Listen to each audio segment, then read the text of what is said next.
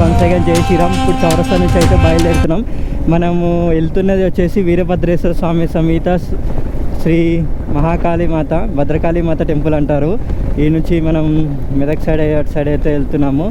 ఇప్పుడైతే మనము ఎస్టర్డే వచ్చేసి దీన్ని లూజ్ చేసిండే, వెనక నుంచి ఇట్లా ముందుకు అని లూజ్ అయిపోయింది. అది అంటే కిందకు వచ్చేస్తుంది. సేఫ్టీ ఇబ్బంది ఏమవుతుందేమో బొబ్బో చూడాలి. ఇంటికి వెళ్ళిన తర్వాత చెప్తా ఫోర్వర్డ్ సంగతి. ప్రస్తుతం అయితే మనం వెళ్ళగో చూసారా బొబ్బో ఎట్లా పడిపోతుందో చూసారా, మొత్తం ఇట్లా పడిపోతున్నాడు. వాడికి తీట ఎక్కువ ఉంది, వాడికి చూడండి మొత్తం లూజ్ అయిపోయింది, అంత లూజ్ అయిపోయింది చూడుర్రి మొత్తము.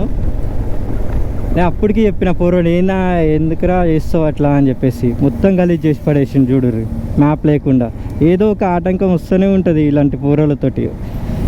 ఒక్కడొక్కడు నిజం చెప్తున్నా, తిడుతున్నాను కాదు, ఉత్సాగదు ఒక్కడికి కూడా.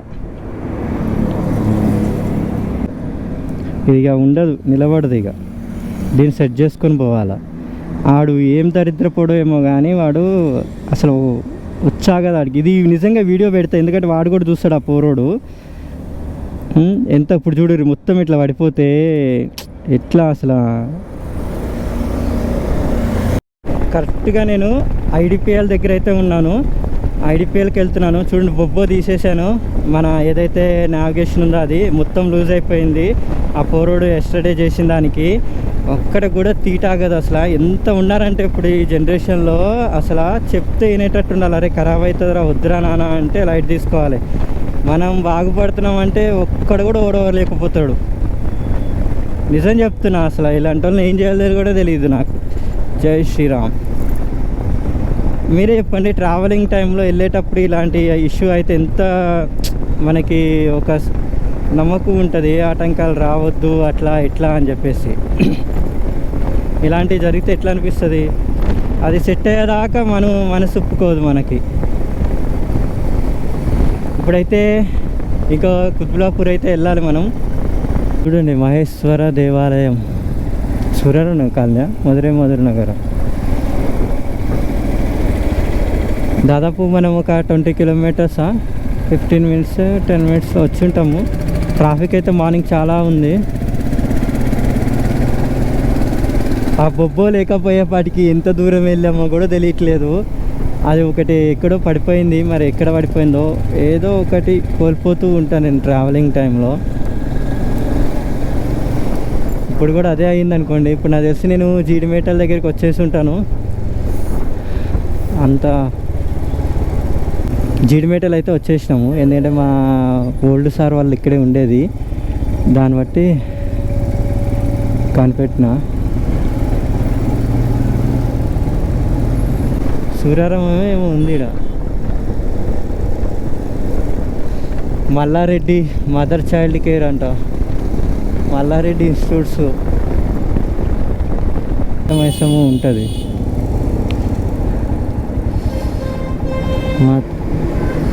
కట్టమైసమ్మ తల్లి దగ్గరికి అయితే వచ్చినాము. పంతులు అయితే అడ్డంగా ఉన్నాడు. ఇప్పుడు చూసింది మనం Katta Maisamma temple.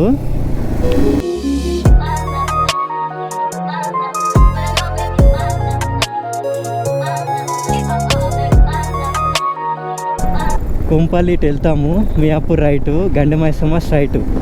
Right side Kompally, ఇటు సైడ్ వచ్చేసి మియాపూరు, ఇటు సైడు గండిమైసమ్మ వెళ్తాము. గండిమైసమ్మ మీద నుంచి అయితే మనం వెళ్ళిపోతాము టెంపుల్కి.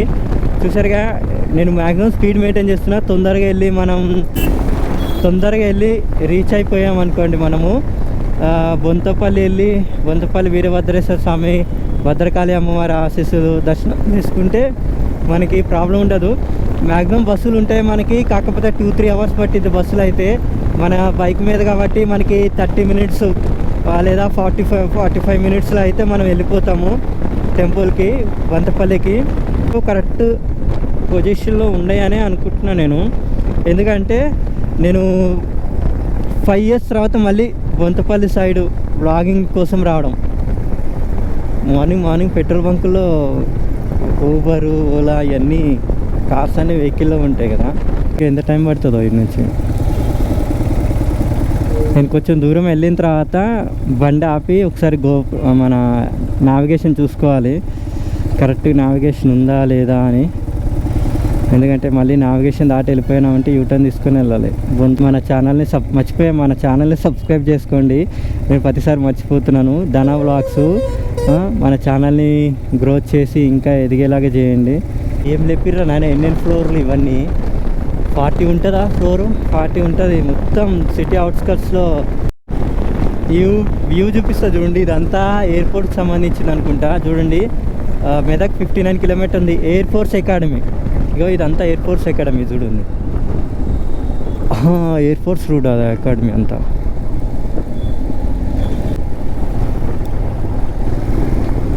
ఇది ఎయిర్ ఫోర్స్ రూట్ మొత్తం, ఎయిర్ ఫోర్స్ అకాడమీ. ఇది ఇక్కడ కంపెనీలు ఇండస్ట్రీ ఏరియా కూడా ఉన్నట్టుంది. చాలామంది మార్నింగ్ జాబ్కి వెళ్తున్నారు.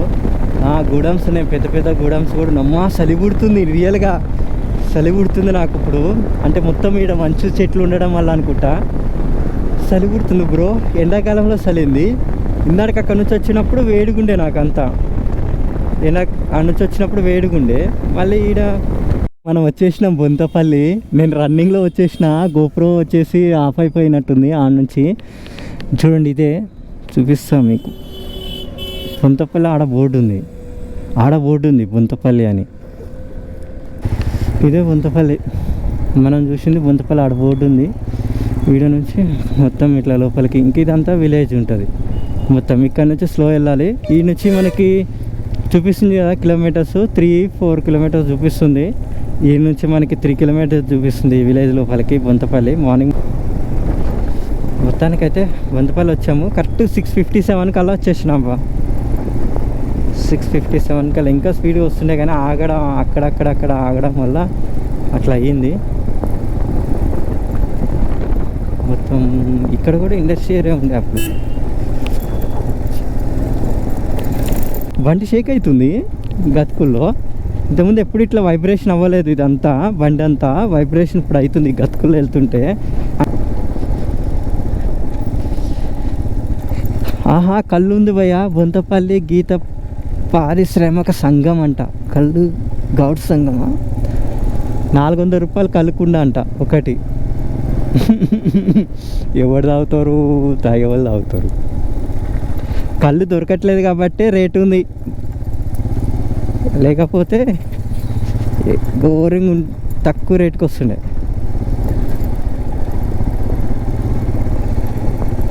మొత్తం ఇలా అనిపిస్తుంది వ్యూ మొత్తం ఆడ నుంచి వచ్చినప్పుడు. ఇంకా మన నర్సాపూర్ ఎక్స్ రోడ్ లోపలికి ఇంకా అడవిలోకి వెళ్ళలేదు. ఇది బొంతపల్లిగా ఇక దగ్గరే కాబట్టి చేసినాం. కోతులు ఉన్నాయి ఈడంతా. కోతులు అన్నీ కోతులే, అంతా అడవి కదా, వచ్చేస్తాయి అవన్నీ ఈజీగా.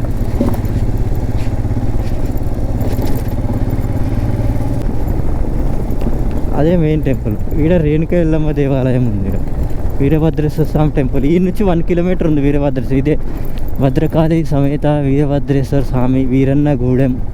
చూశారు కదా.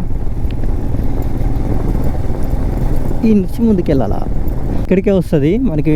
వీరభద్రేశ్వర స్వామి టెంపుల్కి వెళ్ళాలి కాబట్టి బస్సు ఇక్కడే దింపుతుంది మనల్ని డైరెక్ట్గా వచ్చేసి. బస్సు ఎక్కితే మనం, నాకు చౌరస్తా దగ్గర ఉంటుంది కాబట్టి చౌరస్తా దగ్గర ఎక్కలే. చూడండి టెంపుల్ ముందు కన్స్ట్రక్షన్. వీరభద్రస్వామి దేవాలయం రాజగోపురం నిర్మాణం. ఇది రాజగోపురం నిర్మాణం అంట పెద్దది. ఇగో ఈడ బస్ స్టాప్ అనుకోండి. ఇదే బస్ స్టాపు. ఈడ బస్ స్టాపు ఇది మొత్తము. ఇక మార్నింగ్ కాబట్టి ఎవరు ఇంకా రాలే, మనమే. టెంపుల్ అంతా ఫ్రీ ఉంటుంది. వీరభద్రస్వామి జంక్షన్ హాల్ అంట, అది ఫంక్షనల్ జంక్షన్ హాల్లోను. చూడండి ఎంట్రన్స్లో మహాదేవులు వారు, నందీశ్వర స్వామి. ఇది రథం ఉంటుంది చూడండి ఇక్కడ, రథం. సరే బండి పార్కింగ్ ఏడ పెడదాం, ఈడ పెట్టుకుందాం.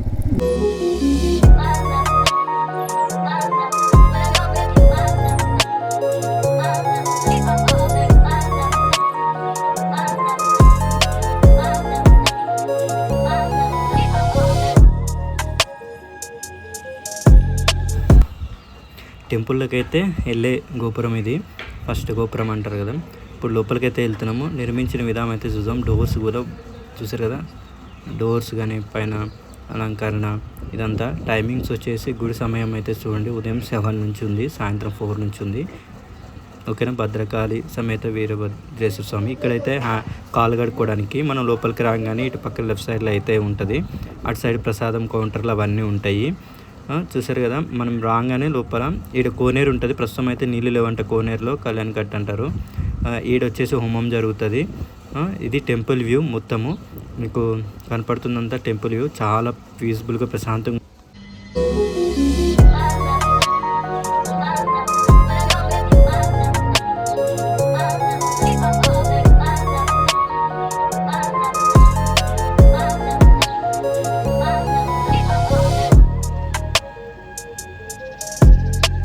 అందరికీ బొంతపల్లి వీరభద్రస్వామి టెంపుల్ లోపలికి వచ్చాను. టెంపుల్ వ్యూ అయితే ఇది.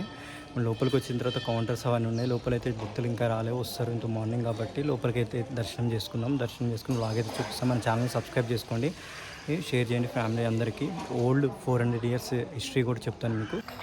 అక్కడ చూడండి కోత అయితే వస్తుంది. ఇప్పుడు హిస్టరీ అయితే తెలుసుకుందాం. వీరభద్రస్వామి దేవాలయ వివరాలు అయితే తెలుసుకుందాం. దేవాలయంలో వీరభద్రస్వామికి ఎదురుగా భారీ నందీశ్వరుడు, పక్కనే భారీ ఎత్తున ఆలయ ధ్వజస్తంభం నిర్మాతమై ఉంది. వీరభద్రస్వామిని దేవాలయానికి ప్రవేశకు ముందు పక్కనే వినాయకుడి దేవాలయం ఉంది. ప్రధాన ఆలయంకు సమీపంలో ఇరువైపు 4 ధ్వజస్తంభాలు, మహంకాళి దేవాలయం కూడా ఉంది. ఇక్కడ జంగాలు, దేవతుమ్ములు కులాల వారే అర్చకులుగా ఉంటారు. ఈ దేవాలయం 1972 నుండి దేవాలయ శాఖ ఆధీనంలోకి అయితే వచ్చింది. అంతేకాకుండా ఇక్కడ ప్రత్యేక పూజలు కూడా ఉంటాయి. ఈ దేవాలయంలో ప్రతిరోజు అభిషేకాలు, అర్చనలు, శ్రావణ, కార్తీక మాసాల్లో ప్రత్యేకమైన పూజలు జరుగుతాయి. దేవీ నవరాత్రి ఉత్సవాల సందర్భంగా ఇక్కడ భద్రకాళి వరుసగా బాలత్రిపుర సుందరి, గాయత్రి, అన్నపూర్ణ, లలిత, మహాలక్ష్మి, సరస్వతి, రాజరాజేశ్వరి, మహాకాళి రూపాల్లో దర్శనమిస్తుంది. అంతేకాదు ప్రతి సంవత్సరం 9 రోజుల పాటు బ్రహ్మోత్సవాలు అత్యంత వైభవంగా నిర్వహించబడి కళ్యాణోత్సవం, రథోత్సవం జరుగుతాయి. మొదటి రోజు నందీశ్వర వాహన సేవ, అశ్వాహన సేవ, రెండవ రోజు హంస వాహన సేవ, మూడవ రోజు భృంగ వాహన సేవ, నాలుగవ రోజు పొన్న వాహన సేవ, అగ్నిగుండాలు, ఐదవ రోజు స్వామివారి ఎదుర్కొలు కళ్యాణం, గజవాహన సేవలు, పల్లకి సేవలు నిర్వహిస్తారు. 6వ రోజు స్వామివారి దివ్య రథోత్సవం, 7వ రోజు నాకబలి ఉంటాయి. 8వ రోజు ఏకాంత సేవ, డోలోత్సవం, పవలింపుల్లో బ్రహ్మోత్సవాలు ముగిస్తాయి. చెప్పగా భద్రకాళి అమ్మవారు అయితే బ్యాక్ సైడ్ ఉంటారు. విఘ్నేశ్వరం చూసినాక అక్కడ భద్రకాళి అమ్మవారు ఉంటారు. ఇక్కడ మన వీరభద్రేశ్వర స్వామి ఉంటారు. వీరభద్రేశ్వర పక్కన ఫస్ట్ విఘ్నేశ్వరం అయితే దర్శనం చేసుకోవాలి. ఇగో మన వీరభద్రేశ్వర స్వామి. ఎక్కువసేపు అయితే వీడియో తీయలేదు. ఇప్పుడైతే హిస్టరీ అయితే నేను చెప్తాను చూడండి. హిస్టరీ వచ్చేసి మీకు క్లియర్గా ఎక్స్ప్లెయిన్ చేస్తాను, స్కిప్ అయితే చేయొద్దు వీడియో. ఈ దేవాలయానికి కాకతీయుల నాటి చరిత్ర ఉంది.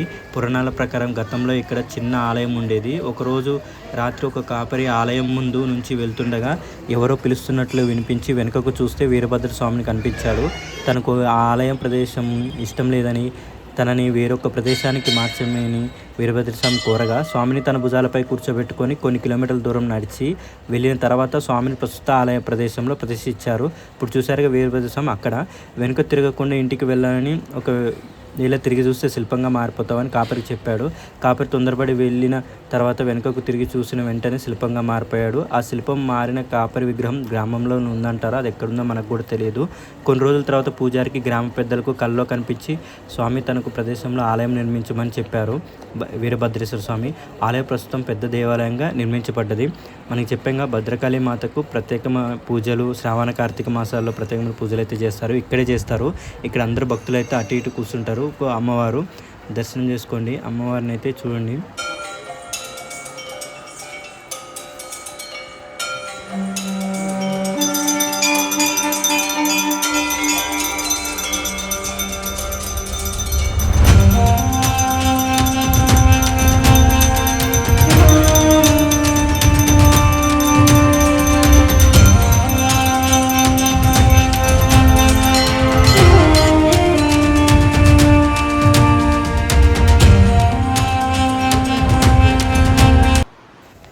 ఆలయం బయటకు వచ్చిన తర్వాత చూడండి భద్రకాళి అక్కడ నుంచి అయితే మనం బయటకు వచ్చాను నేను. మన వీరభద్ర స్వామిది అక్కడ భద్రకాళి మాత. ఇక్కడ బయట వ్యూ చూడండి ఎంత పీస్ఫుల్ ఉందో. ఈరోజు గురువారం అవ్వడం వల్ల ఎంతమంది భక్తులు అయితే కనపడలేదు. ఎంత పెద్ద ప్లేస్ చూడండి. ఇక్కడ అన్నదానం కూడా జరుగుతుంది. అంతేకాదు ఈ గుడి నిర్మించిన వాళ్ళ గురించి వీటి గురించి అయితే ఇక్కడైతే ఎక్స్ప్లెయిన్ చేసి ఇక్కడ ఉంది చూడండి. భద్రకాళి సమేత వీరభద్రస్వామి దేవాలయం అని చెప్పేసి రాశారు. ఇక్కడైతే అన్నదానము చేస్తారంట. కానీ ఇప్పుడు 1 month దాకా అయితే అన్నదానం అయితే లేదంట, గ్యాస్ ప్రాబ్లం అని చెప్పారు అడిగితే. వీడియో అందరికీ నచ్చి ఉంటుంది. మన వీరభద్రేశ్వర స్వామిని అలాగే మన మాత భద్రకాళి మాతని చూసారుగా, దర్శనం చేసుకున్నారుగా. 400 ఏళ్ళ చరిత్ర గల టెంపుల్. మీకు హిస్టరీ కూడా ఎక్స్ప్లెయిన్ చేశాను. మీ అందరికి నచ్చుతుంటే కనుక లైక్ చేయండి, సబ్స్క్రైబ్ చేసుకొని షేర్ చేయండి. నెక్స్ట్ వ్లాగ్ ఎక్కడికి వెళ్తున్నాను అనుకున్నారా? సెకండ్ వ్లాగ్ వచ్చేసి మనము ఏడుపాయలు వెళ్తున్నాను. ఇప్పుడు టైం వచ్చేసేసి 7:50 అయిపోయింది. ఈ టెంపుల్ బ్యాక్గ్రౌండ్ మొత్తం, ఈ టెంపుల్ అంతా బ్యాక్గ్రౌండ్లో అయితే ఇట్లా ఉంది. మనకి లైట్ ఫోకస్ లేకపోతే ఫేస్ క్లారిటీ రావట్లేదు. మనం ముందుకెళ్ళి